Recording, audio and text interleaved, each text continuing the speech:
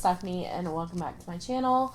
So today I want to try a different kind of wrap-up. Instead of doing monthly wrap-ups, because I read so much, I wanted to try a recent reads wrap-up like my friend Kayla does. So these are going to be my 10 most recent reads starting from January 1st. The first book was Little Bookshop of Murder by Maggie Blackburn. This is a first book in a new cozy mystery series, and I thought it was just average. And honestly, the main character got on my nerves. She was a cancer survivor, which I think is fantastic to see that in cozy mysteries, but she had a mastectomy, and she constantly made jokes about not having breasts. And the first couple of jokes were funny or cute, but then after that it got really old and really annoying.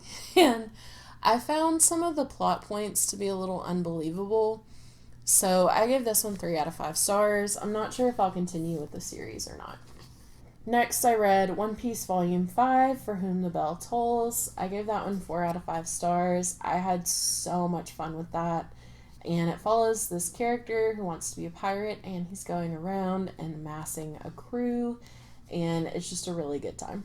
The next 2 books are Dim Sum of All Fears and Murder Lo Mein by Vivian Chen, books 2 and 3 in the Noodle Shop Mystery Series.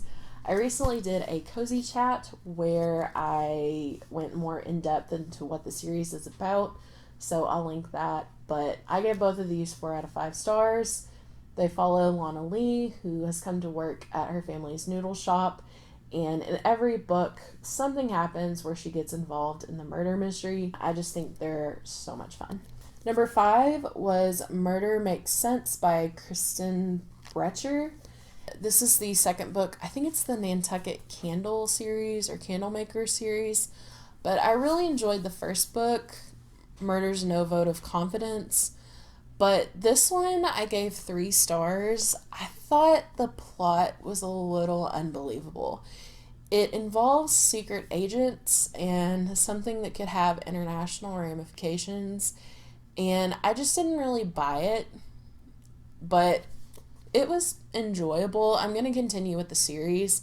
I just thought this particular installment wasn't as good as the first. Number 6 was Killer Comfort Food by Lynn Cahoon. This is the 5th book in the Farm to Fork mystery series.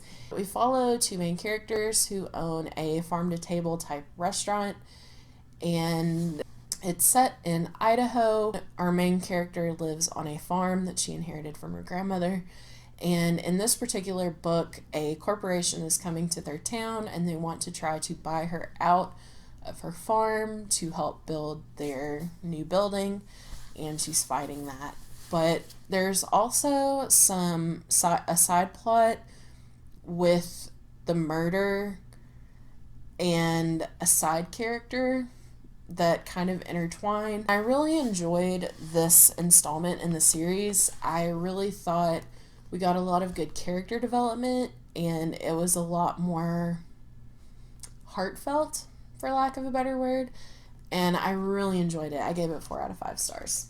Next was Killing Time by Leslie Budowitz. This is the 3rd installment in the Spy Shop mystery series. This is set in Seattle, and it follows our main character, Pepper. She owns a spice store, and she gets involved in a murder, and I just love the setting and the characters, and I had a lot of fun trying to solve the mystery.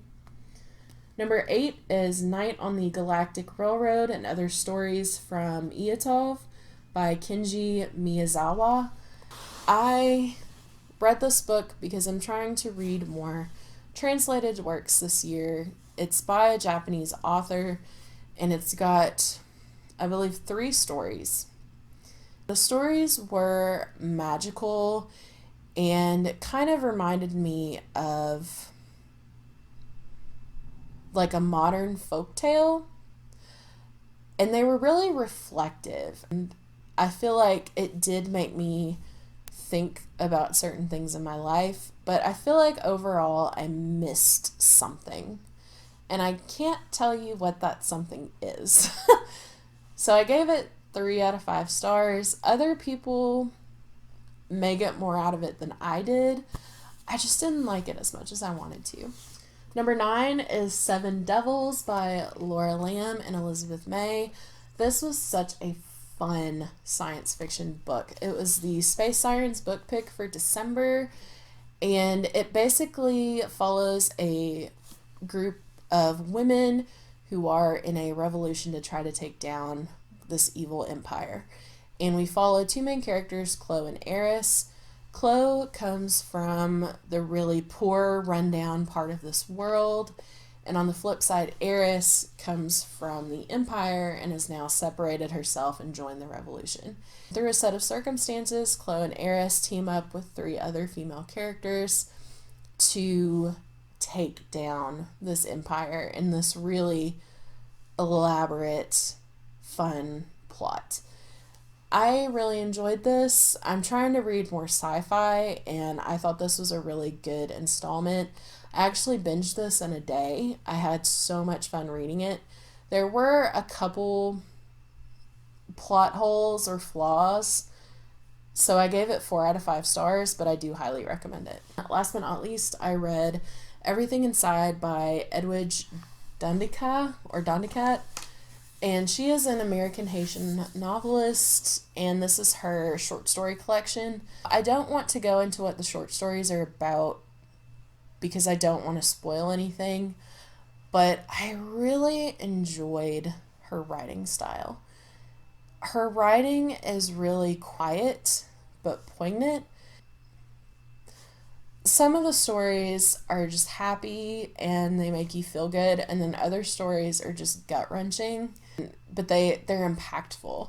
I just can't recommend it enough. Normally, I'm not the biggest fan of short story collections because either I feel like I didn't get enough out of the story or I wanted it to be longer, but I thought these were just really well written and really relatable. Those are my 10 recent reads. Have you read any of these? If so, let me know. If you just want to let me know you're here but you don't have anything to add, drop a blue heart emoji down below. As always, if you like this video, make sure to give it a thumbs up and click the subscribe button down below. Thank you so much for watching, and I will see you guys next time. Bye.